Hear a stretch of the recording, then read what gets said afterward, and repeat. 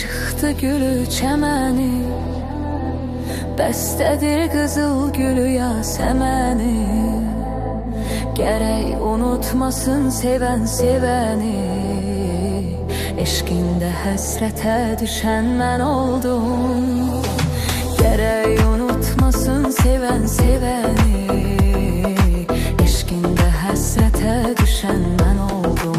Mən oldum, mən oldum, eşqində həsrətə düşən mən oldum.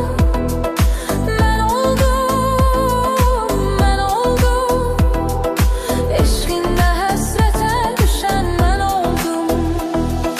Məhəbbət aləmi bir belə səndə, mən necə düşməyim bəs bu kəməndə.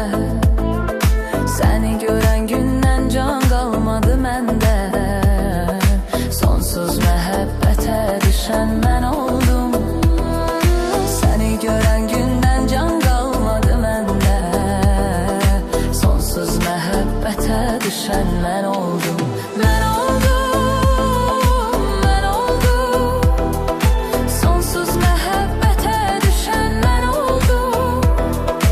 Mən oldum, mən oldum, sonsuz məhəbbətə düşən mən oldum.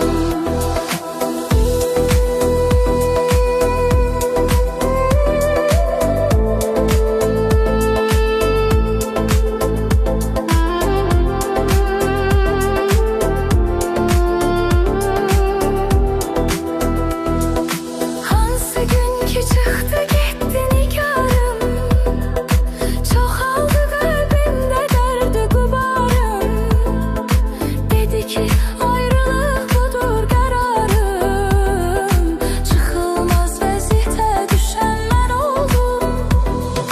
Dedi ki ayrılıq budur qərarım, çıxılmaz vəziyyətə düşən mən oldum.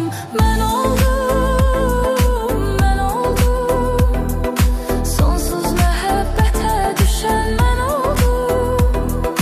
Mən oldum, mən oldum, eşqində həsrətə düşən mən oldum. Elçin gizlət dərdivi bilməsinə, namərdlər baxıb sənə gülməsinə. Öləndən sonra da qoy deməsinə, əğyara minnətə düşən mən oldum.